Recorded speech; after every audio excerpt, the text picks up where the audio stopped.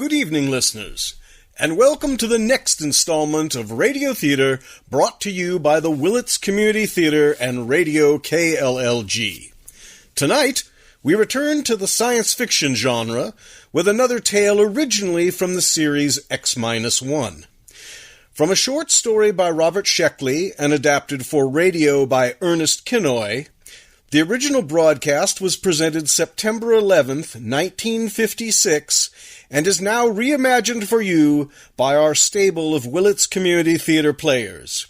We bring you the Lifeboat Mutiny. Countdown for blast off. X-5, 4, 3, 2, X-1, fire.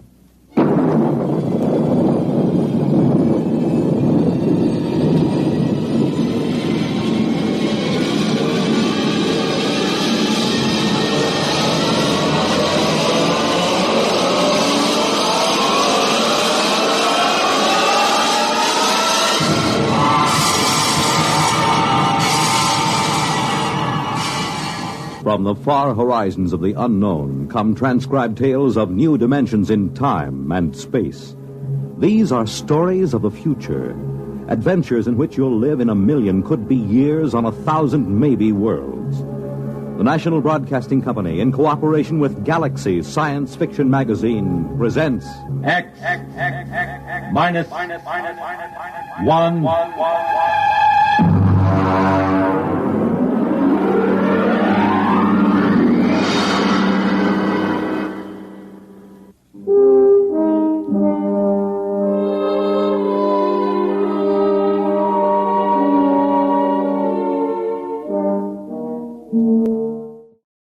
I have to trust my life to it.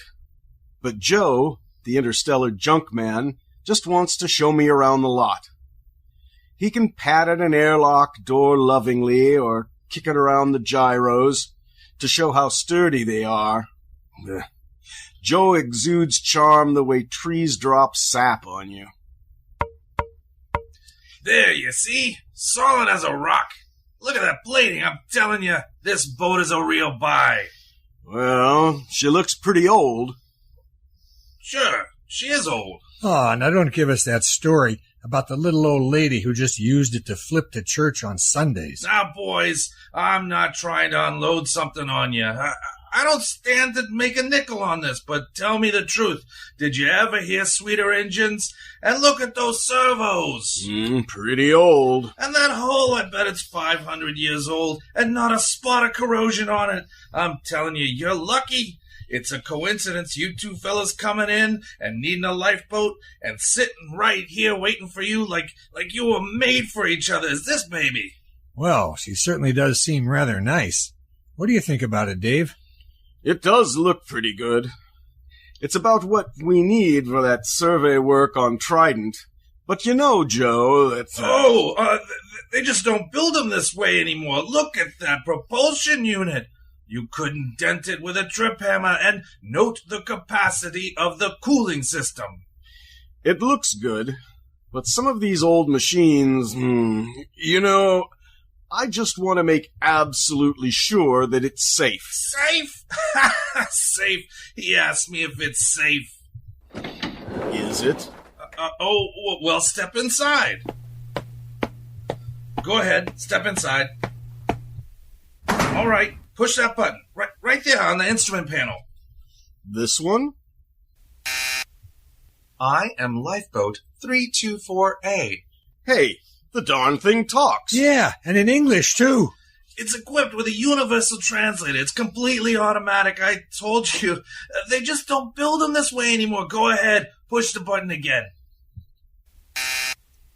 I am Lifeboat 324A. My primary purpose is to preserve those within me from peril, and to maintain them in good health. At present, I am only partially activated. Could anything be safer? This is no senseless hunk of metal. This boat will look after you. This boat cares. I don't know. The idea of an emotional machine gets to me. I can't even stand those robot maitre-d's. They keep looking over you every time you go into a restaurant with their tubes just pouring kindness and consideration. You're a reactionary. We'll take it. You won't be sorry, boys. You just bought yourself a lifeboat.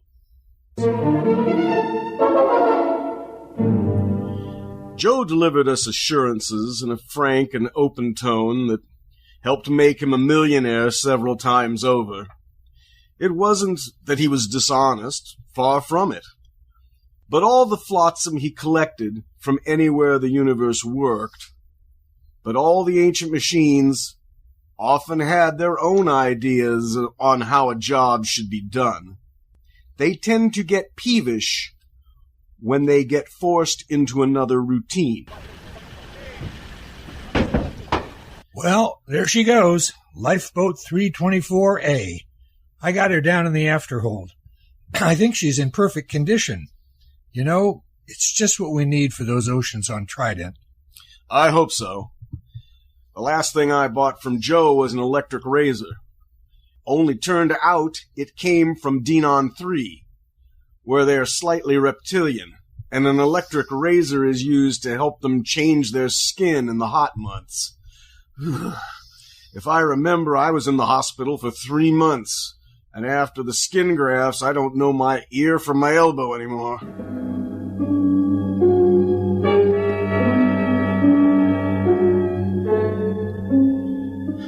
This job we were on was to survey the planet Trident for a real estate speculator who bought it for subdivision. Trident was about the size of Mars, but with a far better climate. There was no native indigenous population, no poisonous plants, and no germ-borne diseases. As a matter of fact, apart from one small island and one small polar ice cap, the whole planet was covered with water. There was no real shortage of land.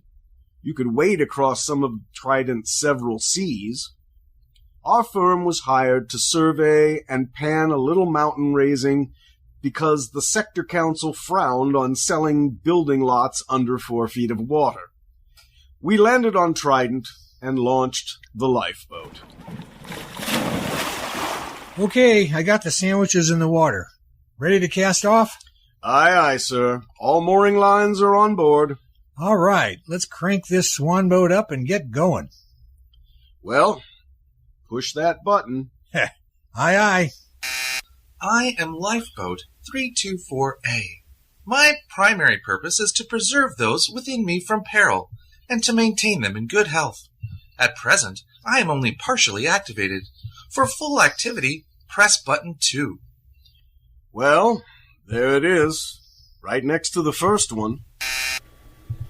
Well, something's going on back there. Sounds like motors warming up. Hey, that sounds like a short circuit somewhere. You know there's no wheel on this thing? Oh, wait a minute. There's got to be some sort of tiller or control or... Will you look? That's all there are, 2 buttons. Well, maybe she controls telepathically. I'll try it. Hey, 324A, go ahead slowly. Ah, there she goes. That's it. Now starboard a little. Now wait a minute. I still don't like the sound of it. I'll bet there's a short somewhere. I'm going to go down and take a look at it with a circuit tester.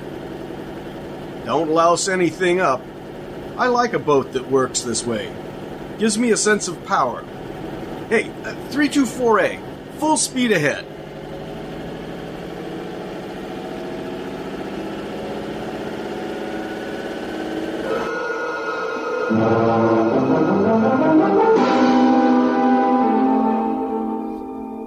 Arnold disappeared into the bilge with a circuit tester, and I handled the survey. Well, actually our machines did all the work, tracing the major faults along the ocean bottom, locating the most promising volcanoes, and then the survey was complete. The next phase was turned over to the subcontractor. He would wire the volcanoes and seed the faults and touch the whole thing off. After that, there'd be enough dry land on Trident for anybody. About mid-afternoon, I figured we could knock off for a while. We ate our sandwiches, took a drink of water from the canteen, and then had ourselves a little swim in Trident's clear green water. Hey, give me a hand up. That was refreshing. Oh, yeah. I'll have to get this grease off with sandpaper, but I think I found the trouble. You see, the leads from the primary activator have been removed, and the power cable's been cut. Now, why would anybody do that? It could be part of the decommissioning, but I got it hooked up now. Go ahead, hit the second button. Okay, here goes. I am Lifeboat 324A. I am now fully activated, and am able to protect my occupants from danger. Have faith in me. My action response tapes, both psychological and physical, have been prepared by the best scientific minds in all drone. Ah, that's more like it, huh? Gives you a feeling of confidence, doesn't it? I suppose so. But where's Drone? Don't know. Gentlemen, try to think of me not as an unfeeling mechanism, but as your friend and comrade in arms. I understand how you feel. You have seen your ship go down. Huh? Cruelly riddled by the unshakable Hajin. What ship? What's the thing talking about? You have crawled aboard me, dazed, gasping from the poisonous fumes of water, half dead. Oh, no? Wait a minute. You mean that swim we took? Oh, no, we were just surveying. Half dead, shocked, wounded, morale low. You were a little frightened, perhaps, as well you might be, separated from the drone fleet and adrift on an alien planet. A little fear is nothing to be ashamed of, gentlemen, for this is war, and war is a cruel business, and we have no alternative but to drive the Hajin across space. There must be a reasonable explanation for this. Probably an old television script got mixed up in its response banks. We better give it a complete overhaul. We can't listen to that stuff all day. Well, we're about a quarter mile from the island. I'll tell you what. I'll go down and clean the goo out of the contacts when we get there. Hey, what's going on? We're stopping. Hey, Lifeboat. Quiet, calm, trust in me. I am scanning the island. What's he talking about? Scanning the island? Shh, better humor him. Lifeboat, that island's okay. We checked it personally. Perhaps you did. But in modern, lightning, quick warfare, drone senses cannot be trusted. They are too limited, too prone to interpret what they wish. Electronic senses, on the other hand, are emotionless, eternally vigilant, and infallible within their limits. But there wasn't anything there. I perceive a foreign spaceship on the island. Oh, well, that's our ship. It has no drone markings. Well, it hasn't any enemy markings either. I painted it myself. In war, we must assume that what is not ours is the enemy's. Oh. I understand your desire to set foot on land again, but I take into account factors that a drone, motivated by his emotions, would overlook. Consider the apparent emptiness of the strategic bit of land, the unmarked spaceship put temptingly out for bait, the fact that our fleet is no longer in this vicinity. All right, that's enough. I am tired of arguing with you. Go directly to that island. That's an order. I am sorry. I cannot follow that order. You are unbalanced from your harrowing escape from death. All right, enough of this nonsense. I'm just going to take that cutoff switch. Ow! Come to your senses, gentlemen. Only the decommissioning officer is empowered to turn me off. For your own safety, I must warn you not to touch any of my controls. You are mentally unbalanced. Later, when our position is safer, I'll administer to you, but now my full energies must be devoted to detection and escape from the enemy. Where are we going? To rejoin the drone fleet as soon as I can find it.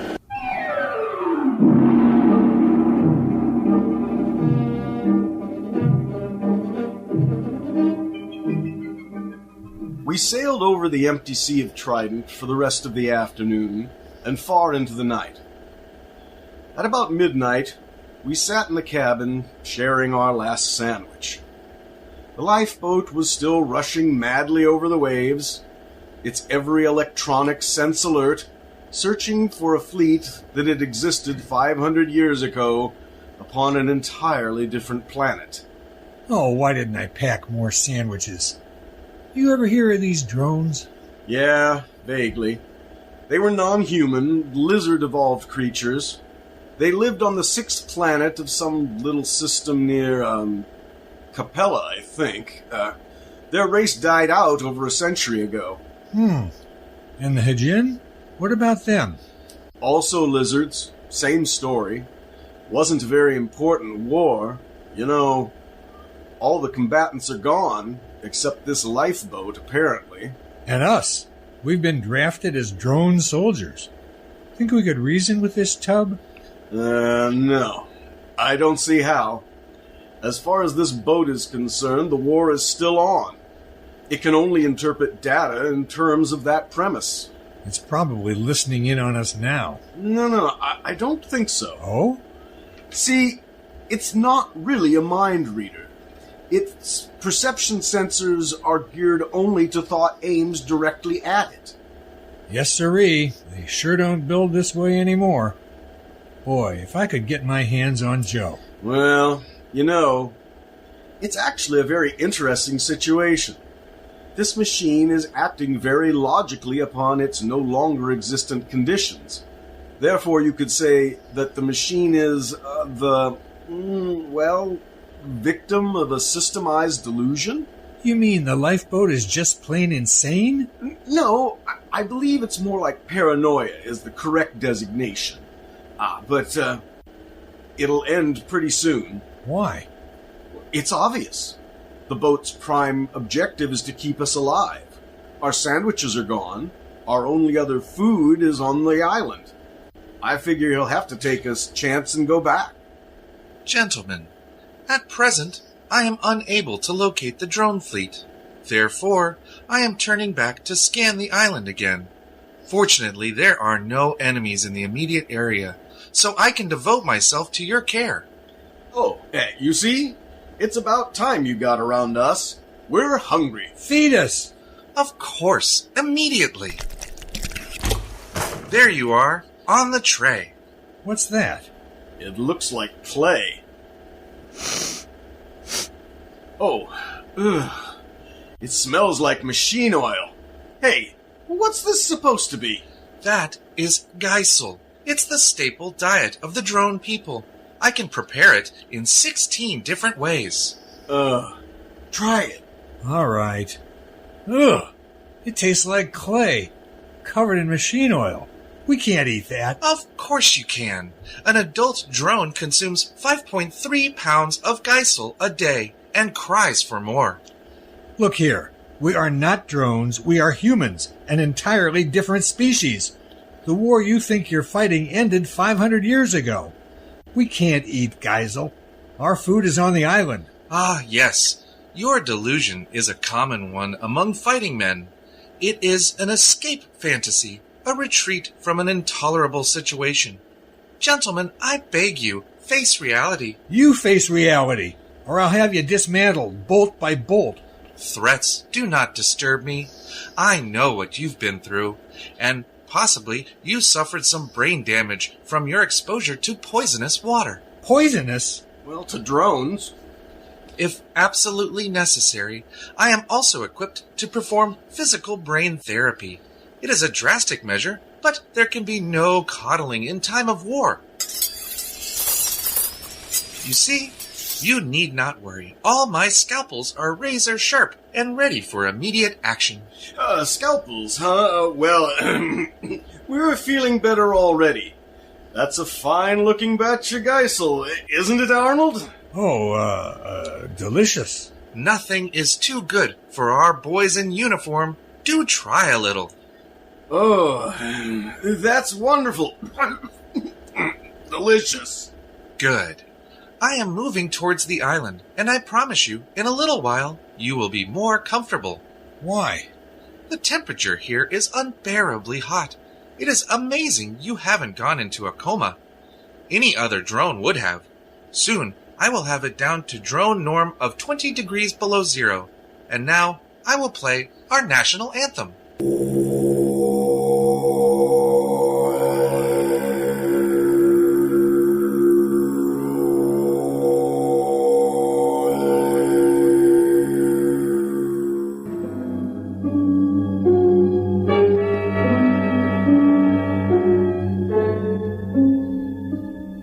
Arnold, What? I'm cold. Well, you should be very comfortable. Drones live at 20 below zero. We're drones and no backtalk. Those cooling tubes are all frosted up. Yeah, I just wrote my name in the frost on the porthole. Hey, wait a minute. I have an idea. Follow my lead. Why not? Lead on, fellow drone. Give me the canteen. What are you doing? Oh, just gonna get a little exercise. Gotta stay fit, you know. That is true. Here you are, boy. Catch. Look out! That canteen's heavy. Just throw it right back, boys. Just heave it right in. Come on, let me see your curve. Be careful with that receptacle. It is filled with a deadly poison. Water. Oh, we'll be careful. Oh, here we go. Bad shot, old man. Oh, how careless of me. I seem to have broken the cooling tubes. Cooling fluid all over the floor.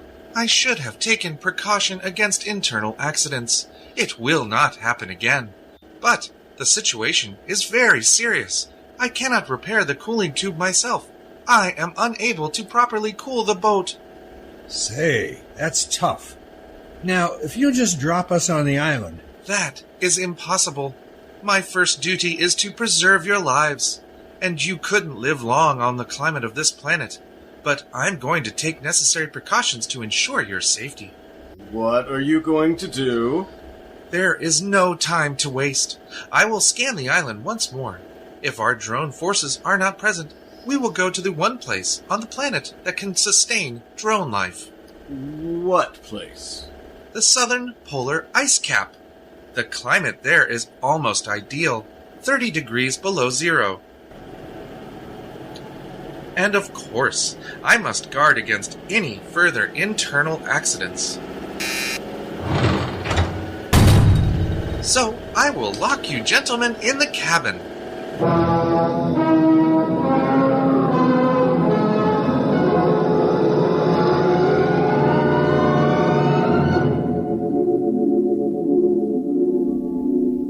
Think!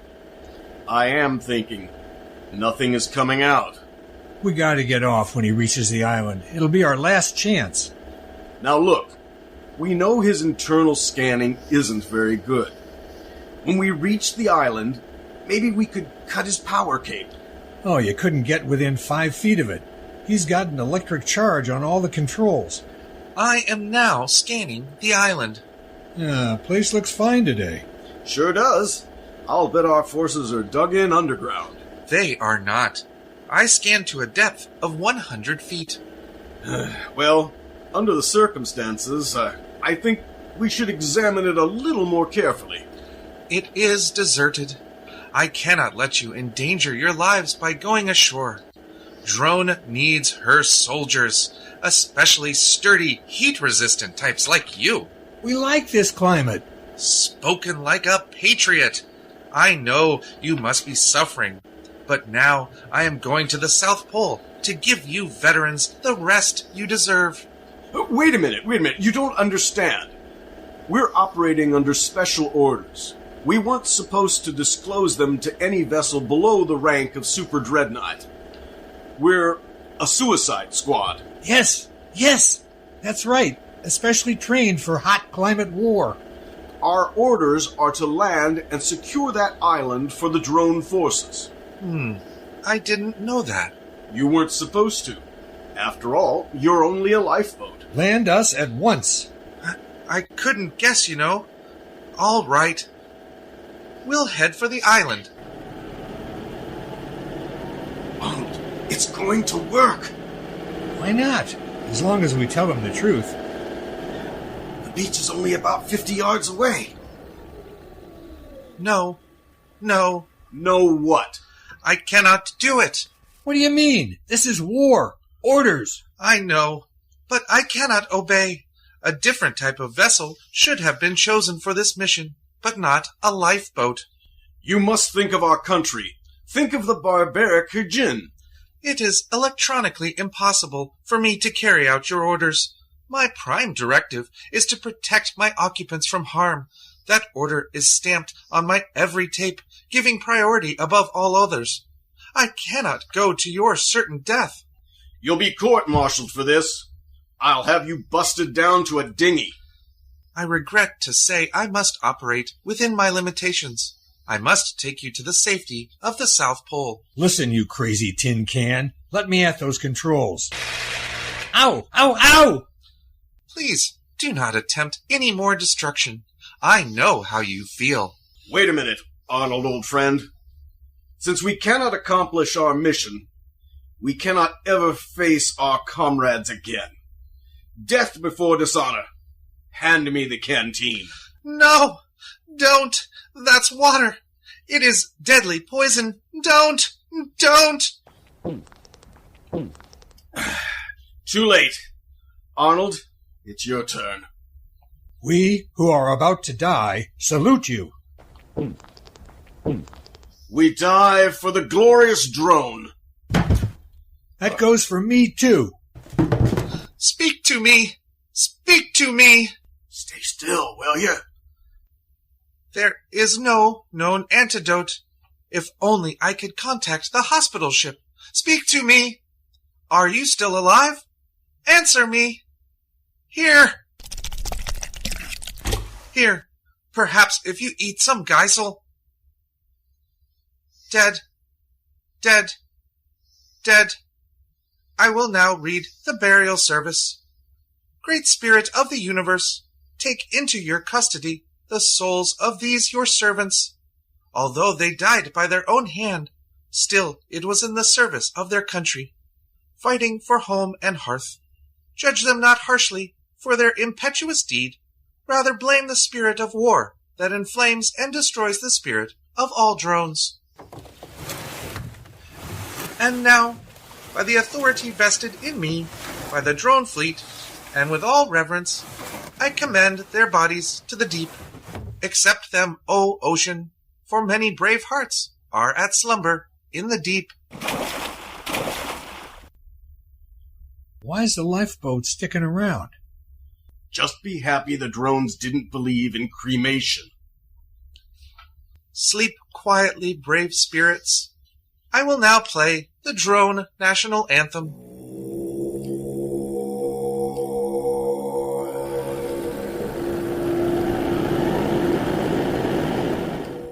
Well, there she goes. Where? To the South Pole, to wait for the drone fleet.